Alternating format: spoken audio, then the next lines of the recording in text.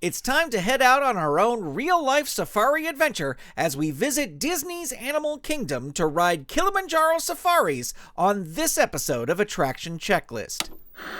You're listening to Saturday Morning Media, and now, back to our show. My name is Grandpa Choco, and I invite you to join me on my quest to learn about and experience every Disney park attraction I possibly can. This is Attraction Checklist.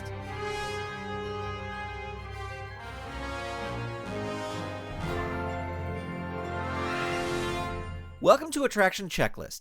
This episode, we venture to Disney's Animal Kingdom to ride the ever-popular Kilimanjaro Safaris. The Animal Kingdom guide map describes this attraction saying, take a safari ride through the lush African savannah to search for lions, elephants, giraffes, and more. There are no age or height requirements for this attraction, and the thrill level describes it as a slow ride. Now, before we board our Jeep, here are 5 fast facts about Kilimanjaro Safaris. 1. Kilimanjaro Safaris opened with Animal Kingdom on April 22, 1998. 2. For many years, the ride featured a scripted storyline about poachers hunting a mother and baby elephant. In early cast previews, an animatronic of the slaughtered mother elephant was visible at the end of the attraction to drive home how harmful poachers are. This animatronic was removed before the park opened as the scene received many complaints. 3. The ride features close to 30 different species of animals, including crocodiles, warthogs, flamingos, giraffes, and lions. 4. Speaking of flamingos, the Flamingo Island seen during the attraction is a giant hidden Mickey. And 5. Between each of the animals' ecosystems are chains and bars that prevent the animals from venturing between sections. Now let's go ride Kilimanjaro Safaris.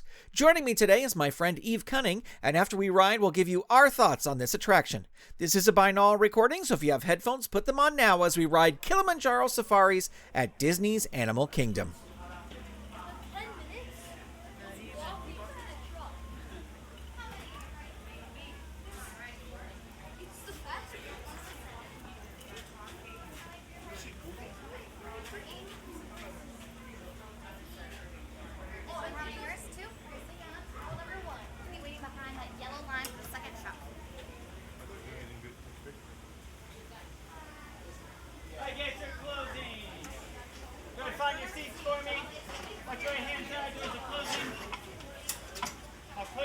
Alright, thank you so much, Morgan. As we sit here in Morocco, twin hit. That means let's go. Alright, how's everyone doing this evening?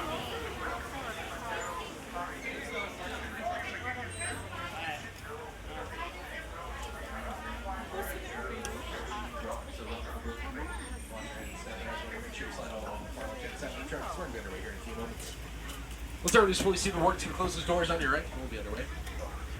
If he can close them. You tried last time and you left them halfway. Well, that's why I pulled up the dock empty. It wasn't my fault.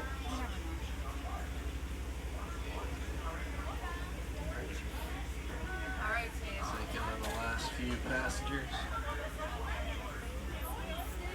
Wait a little bit of safety. Alright, watch right hand side as these doors are closing. There they go.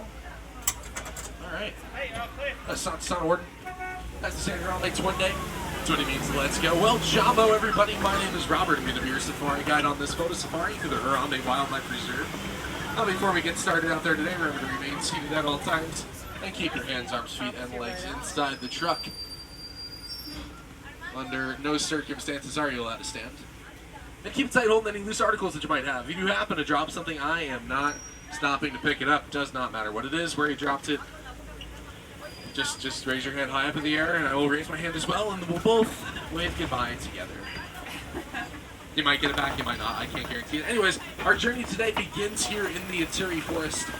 Now, the animals that live out here in the forest love to camouflage themselves against the thick trees and bushes using their highly specialized skills. Animals like the yellowback diker way over there on the right. Kind of looks like a rock with a head. Got to stay from those yellow hairs on its back. The name diker means diver after its diving motion when it dives into the bushes when frightened. That's an okapi way over there as well. The okapi is so shy and reclusive that the Western world didn't actually think they existed until about 1901. Now they have the body of a horse and the legs of a zebra, so obviously their only living relative is a giraffe. Yeah. I'll show Matrix. My phone's gonna die. Okay. Dear. There aren't too many of those around here, I bet. Yeah, one more thing. Above you, that is an animal spotting guide. That is going to help you identify all the different types of animals we have out here on the reserve now. We're probably not going to see all of them today due to migration patterns and sleep habits and stuff like that. So if you are the one person on the truck who is like really looking forward to seeing a helmeted guinea fowl, you might be disappointed. Alright, where are we going? I have no idea. Let's just follow the road and see where that takes us. Because this should take us to the Safi River Valley. Here where it should.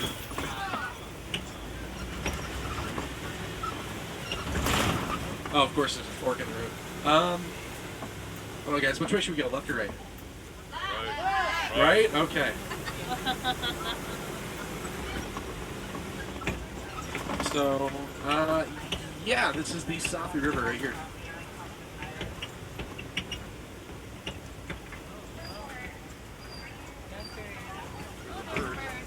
Alright, so it cuts right through the interior forest, really good spot to see animals like hippos and crocodiles.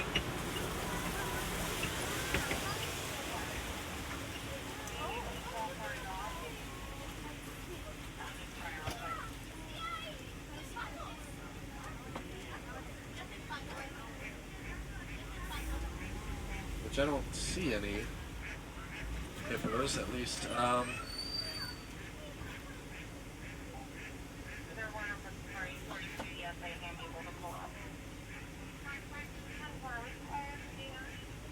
I think something's wrong with the track in front of us.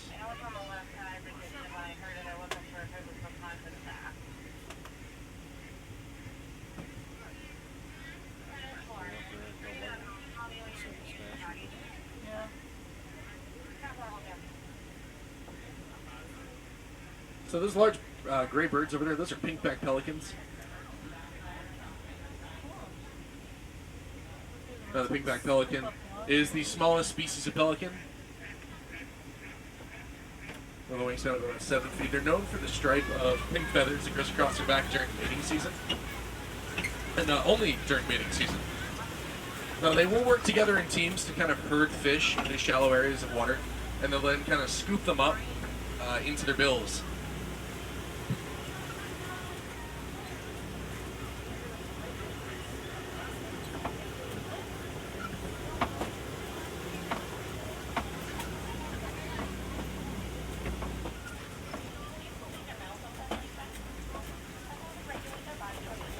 And down on the left, those are Nile crocodiles. Now the Nile crocodile is about 20 feet long, and it has a bone-crushing bite force of over 2,000 pounds per square inch.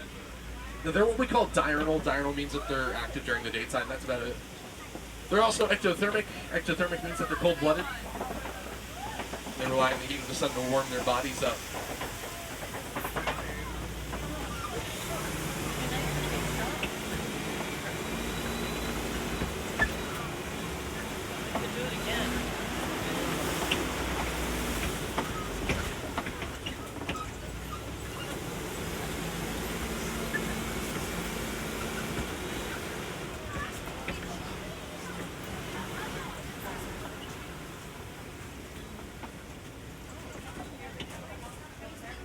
Large tree to your right, that is a Baobab tree. It's also known as upside down tree because it looks like it's upside down, but it's actually not. It is right side up. They only grow leaves about 3 months out of the year. During that time, they will collect as much water as possible, and they'll store them in their thick trunks and branches to help them survive the droughts in Africa. Now, droughts in Africa can last for about 9 months, and during those drought seasons, we might only get like 2 or 3 inches of rain in those 9 months. So down here on the left, these are Anchovy cattle. They're also known as Watusi cattle. They're not on the left, on the right. They're also known as Watusi cattle after the African tribe that domesticated them well over 2,500 years ago. Now, their horns are about 6 to 8 feet long from tip to tip and 20 inches in circumference around the base.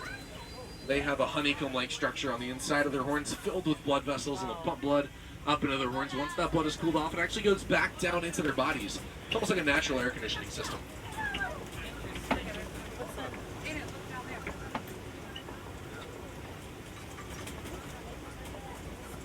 That large brown animal, kind of like almost gray. There's 4 of them over there actually. Those are Patterson Zealand. Now, the Patterson Zealand is the largest species of antelope in Africa. They're about 6 feet tall at the shoulder, and they weigh almost 2,000 pounds. They can jump about 8 feet straight off the ground without a running start. And on the left here, those are hyenas. Hyenas are nocturnal, except for these ones. They are not scavengers, contrary to popular belief. They actually do hunt their food. They pretty much catch whatever they eat. But they're a female-dominated species, so the lowest-ranking female is always above the highest-ranking male.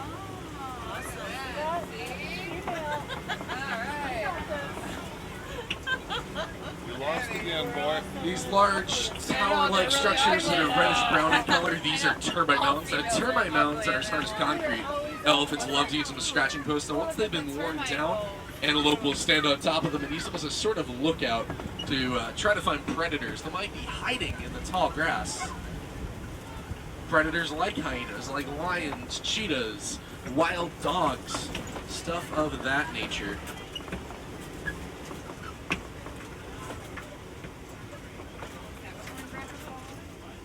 Dad, is that what something you want? Is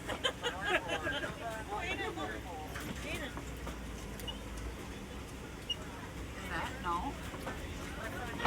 So those are springbok down there on the left. Springbok are one of the top 10 fastest mammals on the planet, capable of running between 50 and 60 miles per hour. They can jump about 12 feet straight off the ground without a running start. Here's those Patterson Zealand again.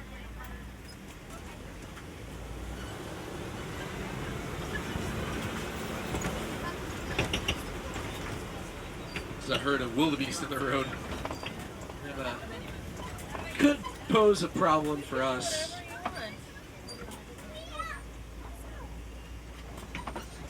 It might be a problem for that truck up there. No, they're fine. Oh, by the way, these springbok, they're fully grown. They're not babies. Oh, no, that's not. No. Yeah. Guess how much they weigh? About 90 pounds? About 100 pounds, yeah. They're just solid balls of muscle. Look at these Very guys. dense. These are ugly little They must be female down Yeah, they're probably So here are these wildebeest. Wildebeest are also known as gnu in other parts of Africa. And gnu is spelled G-N-U after the grunting sounds that they make. Okay. During migration season, herds of wildebeest will number in the millions. And when they're born, they're only given about 15 minutes to learn how to run. If they cannot run within those 15 minutes, they will be abandoned by the herd. Nice. That's pretty neat. Wow.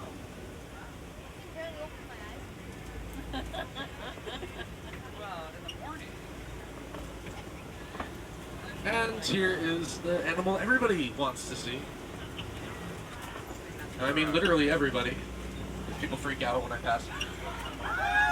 Same there. So we're gonna go right past them. These are Maasai giraffe. How can you tell they're Maasai giraffe? They have smaller, They're what? smaller dots. I heard it. Somebody said it. How can you tell they're Maasai giraffe? Because their stripes, their spots are more jagged and irregular than other species of giraffe, like the reticulated or the Rothschild giraffe. They're about 20 feet tall when they're fully grown and weigh almost 1,400 pounds. When they're born, they're about 6 feet tall and weigh almost 150 pounds. They can run at over 30 miles per hour, and they spend about 22 hours out of the day eating. They are born standing up, and they can run and walk from birth. Now imagine how cool that would be if humans could do that. It's like the amount of money you would save on strollers and baby carriers. They just like walk right out of the hospital.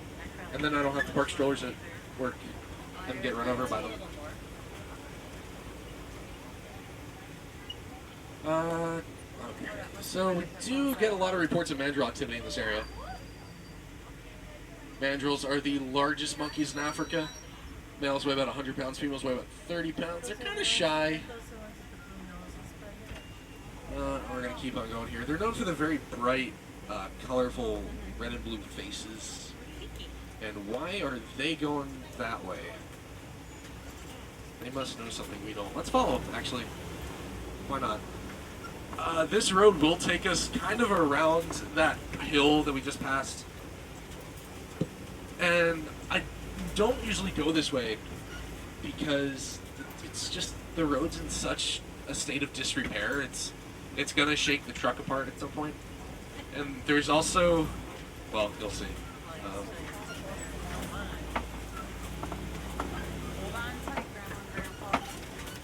Yeah, there's that bridge.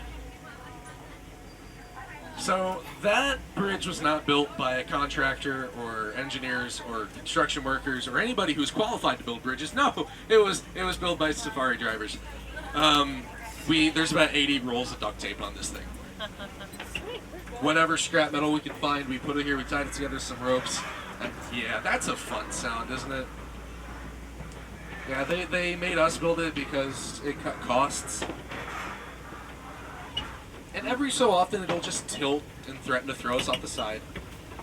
Just for that added element of fear, I guess, that you're supposed to have on a safari. Anyways.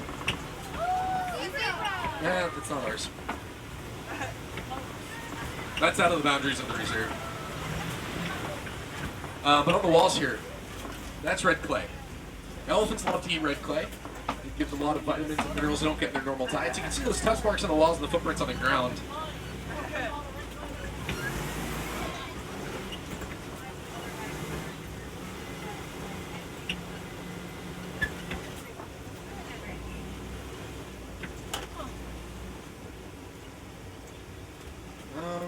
I don't see any. Oh, there's one. Okay. It's about a quarter-mile away.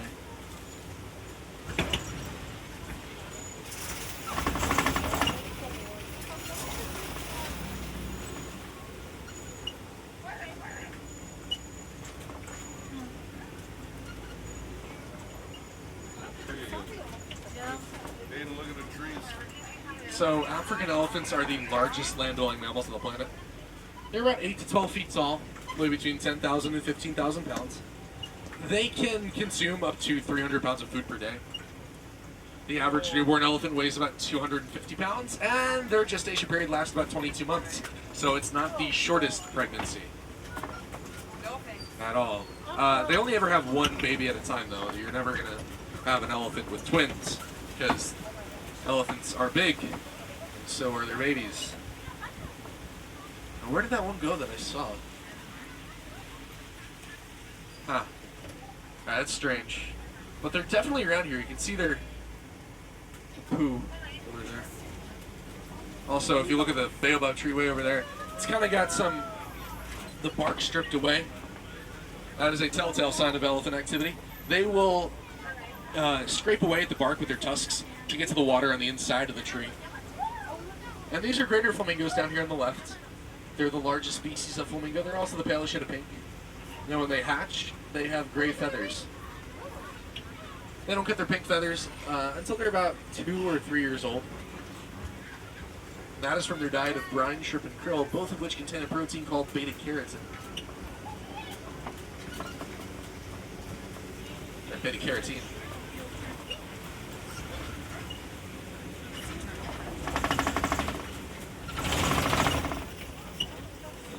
That is a white rhino.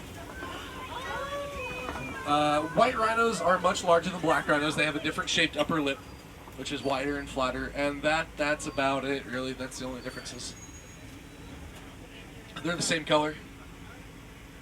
I know, it sounds weird, so how do they get their names? Well, the name white rhino is thought to have been derived from the Afrikaans word white, which means white. It was apparently just misheard at some point, and the name stuck. So that's what we're going with. Rhinos are poached extensively for their horns. Now, their horns are made out of keratin, Keratin's the same stuff as what? Your hair and your fingernails. Yeah. So I have no idea why these people would want just ground up hair. Like, that's what they do. Was people, they will buy the rhino horn illegally, of course. They'll grind it up and then they'll ingest it because it thinks it gives them, you know, magic powers or immortality or something, or cure their illness. That's not true. It doesn't do any of that because it's literally just hair. You get the same results if you started eating your own hair. So just because of pure human selfishness, those animals are going extinct. They have no natural predators. Their only threats to existence are us. And we're doing everything we can to stop them from going extinct, but as long as people still believe that rhino horns are magical, it's not going to change, unfortunately.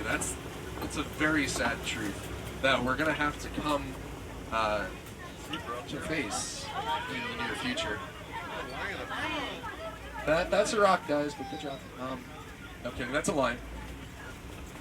Lions are nocturnal. They are inactive for about 18 to 20 hours out of the day, kind of like I was when I was in college. So we ended up here. And the female lions are the primary hunters. The males are usually stay behind and guard the pride. And that is a very, very bold zebra. Down here on the left, these are addax. They're desert-dwelling antelope. They can go about a year without drinking any water. They get the water that they need from the vegetation that they eat. So the zebras, they use their stripes to camouflage themselves. The other zebra makes it very effective against predators like lions, but usually not when they're standing right in front of them with no other zebras around. Their stripes are also kind of like your fingerprints. No two are ever the same. You've probably heard the phrase, there are old zebras and there are bold zebras, but there are no old zebras. Yeah. That is a bold zebra. Oh, there's another female up there, along with that male that we saw earlier.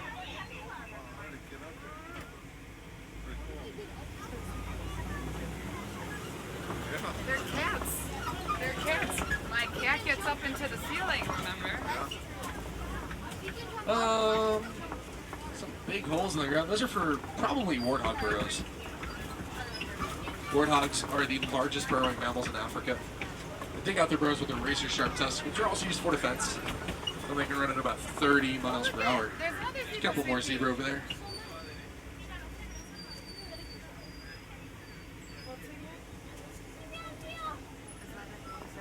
The small brown antelope way over there, those are Baobab.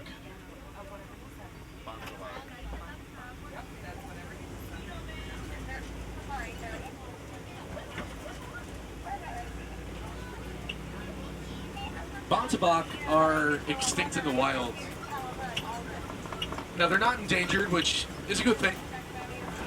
But there's just too many of them on reserves and in captivity for us to consider them endangered. We don't have to worry about their population. However, back in the 19th century, there are actually fewer than 20 Baobab left in the entire world. So they made a tremendous comeback in the last century and a half or so.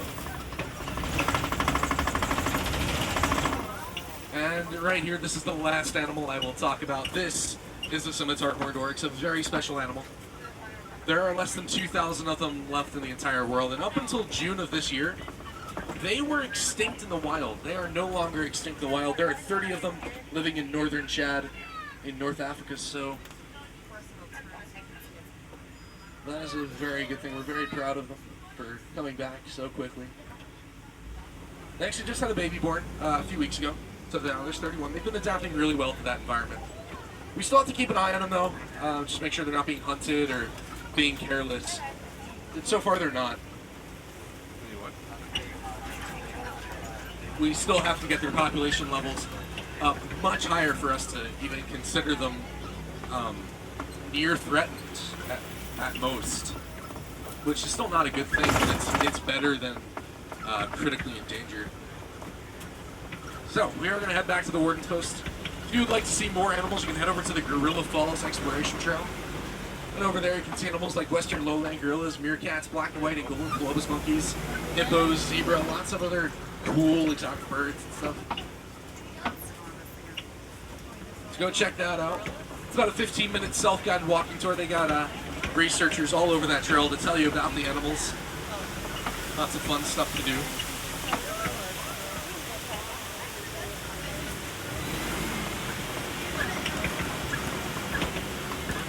Keep in mind that attraction does close before the park closes, so double check your times guide for that information so you're not showing up there when it's already closed.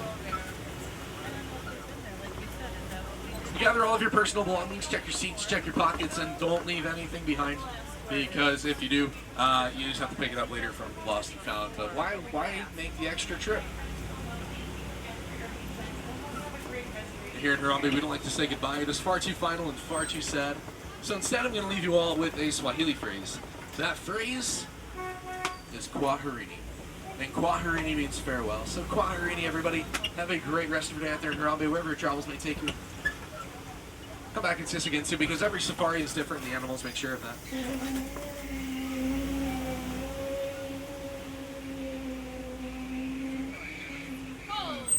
Welcome back, folks. Watch your right-hand side. Watch yourself down. Enjoy the rest of your day. Kwaherini, everybody.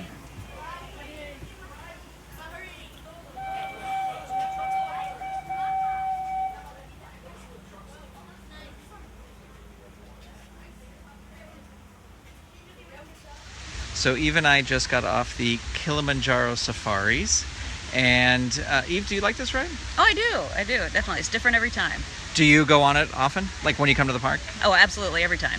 I know there's not a lot of rides here at Animal Kingdom, at least till Pandora opens. But yeah, for me, this is one that I definitely come take a ride on every time I'm here. And do you have a favorite animal that you like seeing? I like seeing the elephants. Elephants? Just because the elephants are such individuals, and seeing them interact is so much fun. Yeah, we only saw one today from far away. It was interesting. Yeah, it was a bit far away. Mm-hmm. I like seeing the hyenas up and walking around, because usually they're just like asleep under the rock. So it was very cool to see them up and walking around. Yes, coming at dusk is a different experience, definitely. Yes, that's true. Yeah, this is much later in the day than I've ever been on this attraction. So there you go. Kilimanjaro Safaris here at Animal Kingdom. Thanks, Eve. Thank you. Do you agree or disagree with our thoughts on this attraction? Or do you just want to let me know what attraction we should go on next? Send me an email at hello@SaturdayMorningMedia.com, or you can let me know on Twitter, where my username is ToasterBoy, or connect with the show on Instagram by searching for Attraction Checklist. This episode was masterfully edited by Steven Staver. Attraction Checklist is a production of Saturday Morning Media and made possible by the Saturday Morning Media Patreon patrons who've gone to patreon.com/Saturday Morning Media and set up a monthly pledge for as little as $1 a month. Depending on the pledge level, patrons get new episodes before they are released, downloads of the ride audio recorded for each episode, and exclusive bonus episodes featuring attractions from other theme parks. If you'd like to support this show and the other fun content from Saturday Morning Media, become a patron. Head on over to patreon.com/Saturday Morning Media today and set up your monthly pledge. You can also support the show by telling a fellow Disney fan about it, or by leaving us a review wherever you get your podcasts. Thank you so much for listening. This episode of Attraction Checklist is copyright 2022 Saturday Morning Media Grandpa Choco executive producer, all rights reserved. www.SaturdayMorningMedia.com. You've been listening to Saturday Morning Media. Stay tuned. We'll be right back.